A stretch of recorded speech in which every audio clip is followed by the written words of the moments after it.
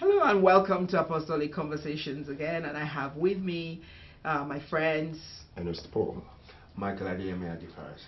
Today we're going to be talking about the very sad incident in Lagos. We want to really communicate, just a deep sense of sorrow to Lagos. Lagos is bleeding, the state is bleeding, Nigeria is bleeding, and I mean, we don't even want to think how the parents of these children dead are feeling, and we're very concerned about the state of the nation and just various issues, and we're just going to have a conversation together with you about the state of the nation. I do believe very strongly, brothers, that Nigeria is in a time of awakening, and I believe very strongly that, like I have always said, from a family level, church level, business level, every level, we should be talking about issues, and that's the only way we're gonna, fix things, if we talk about what's wrong, and I would like, to hear your thoughts about Lagos. Nigeria is bleeding. It feels, we've been talking about, faith in times of crisis. Yes. I mean, there are at various levels, society, there is just such a shaking. I mean, there's one thing after the other, and you begin to think, as church, should we be involved, in fixing society or not? There are various views, there are various, things that people think. I do believe very strongly that this is a time to talk about everything, everything. And right now we want to talk about Lagos. It's horrific, the pictures, that we're seeing on television. Yeah. I'm a parent, and I can imagine what those parents are feeling. My heart really goes out to them. I'm really hurt on the inside. But what's more hurtful, to me, is to see the way that we treat life. Some people are not going to look at the merit of this situation for what it is right now. They're going to say, want to politicize it or something, get away from the fact, but we must not get confident with losing lives like this and not doing the things we're supposed to do to safeguard life, to protect life, to preserve it, even if it is one. Yes. I agree with you. I do commiserate with every parent that may have suffered the injury of a loved one or the loss of a loved one. And it's just a wake-up call for us. Like you said, the nation is bleeding, the states are bleeding, the people are bleeding. Anything that is bleeding is an indication of a systemic malfunction. So I say there needs to be some kind of systemic reformation. And we, the church, are in the world, though we're not of the world, so we have a responsibility to speak into these things and to pour forward whatever wisdom that God has given us to bring solutions to these problems. And I say it this way: we need to shift the mindsets of people, and then there needs to be some kind of systemic reformation. If buildings, over the last couple of years, there have been a couple of buildings that have collapsed. Like you pointed out, the state government had put a mark for demolition. Apparently about 1,000 buildings, have been somewhere, somehow, somebody has allowed that building to be used. Yes, and people have taken risks. School children on 2 levels, and at residential, residential spaces. Which means the building codes may have been ignored. Certain things were ignored. The lack of standardized practices and so on and so forth. And if we're going to become a society that prospers, then we need to start to look into all those things and bring systemic reformation. So government, you need to have your best practices, your building codes, your building standards. We have to adhere to those building standards. We can't slip money under the table.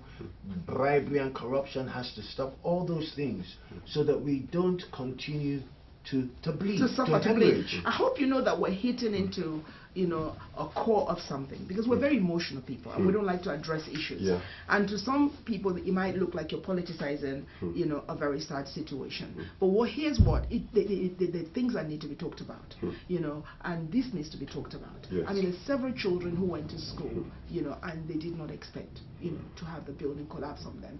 Parents who sent their children to school did not expect, and there have been so many of this happening, but this is the time to talk about it. Yes. And hence we're talking about it. We're not talking about it because we want to highlight it where it is the nation is bleeding, and like you said, the nation is building. Whatever is building, you believe that it's a systemic issue.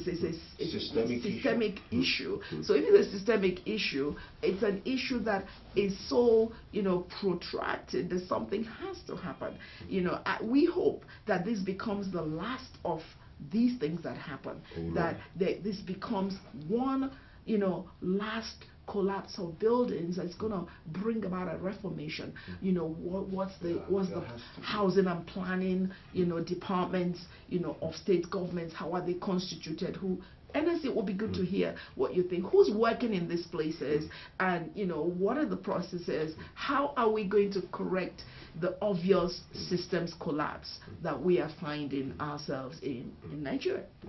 It is clear that we need a strict adherence to standards.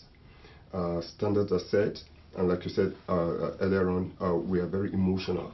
We don't demand the best, the highest, levels, for things. We like to cut corners and compromise. And cover up. Yes, and postpone conversations. Yes, and that has to stop. People don't want to talk to hear us talk about this. I can imagine, people who don't want to hear this because it upsets somebody or somebody they know. Yeah. But we can't continue to be like that. As a people, we have to have the will to build what we want, and we need visionary leadership that can see the future, that can see ahead, and then start right now to do the things that are right, so that future that we see, would come about. I actually even do believe, I don't know what you think, this is a good time to have this conversation because it's a new government coming, and this is a place to start. That it becomes, one of a transformational leadership. We need transformational leadership. And then we need systemic reform. Our value system needs to be built up again. This is the time to have this conversation. And so we don't get emotional about it. That's where responsibility begins with the church. Absolutely. We have to be transformational. We have to spearhead systemic reformation as change agents, which means change starts with us. It starts with us. We're not going to go out and pay a bribe for something. Absolutely. We're not going to pay some money to get this or get that.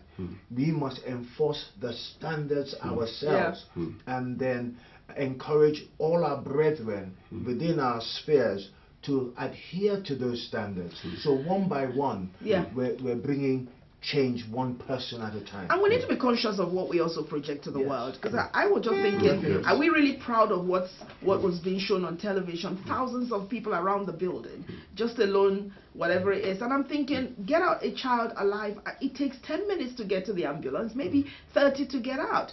So many spectators. And I really, this is a very, very, tough one, to talk about. But it's very important that we talk about it because, like I said, it's a new government that is coming into position in Lagos. And Lagos is a city of models. I love Lagos. And it's a good place to start, to begin to look at the standards, look at what we have, look at what we have in place, what we don't have in place, and we start to rebuild our nation. Yeah, and I think we need to rebuild it from the foundations. We need to go back into the foundations, look at what is wrong, and begin to correct things foundationally.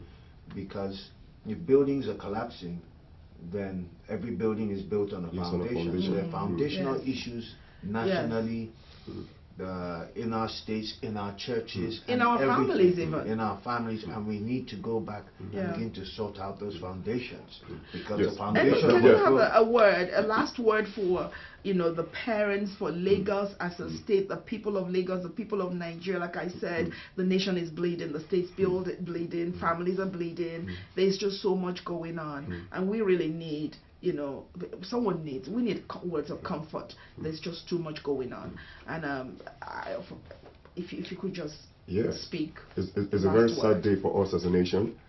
As we think about those lives that are lost, as we think about the parents who are mourning, and who are bleeding and all of that. And even Lagos State government is bleeding itself. And we can't do anything now to undo what has been done, but we can do something to not let it happen again.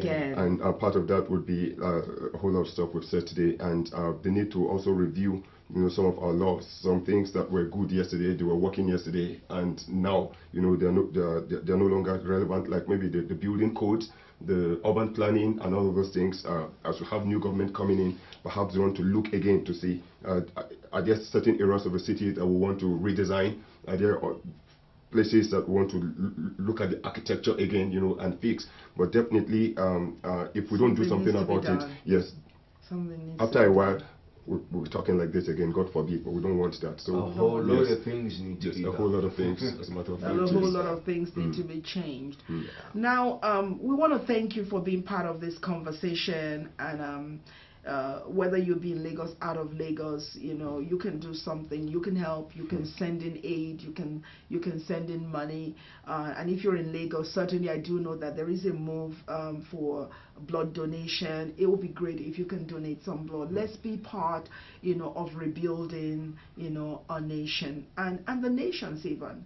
So thank you very, very, very much. Like we said, this has been a tough one, but it's a necessary conversation to have, that our governments, have to go back, to the days of, the original master plan, of the buildings, for instance, every town has, the town planning, we have to go back, to what we had, and hopefully, like they have said, visionary leaders, transformational leaders, is a time of rebuilding a nation. So thank you very much for being part of this conversation, and we look forward to many more. Exactly.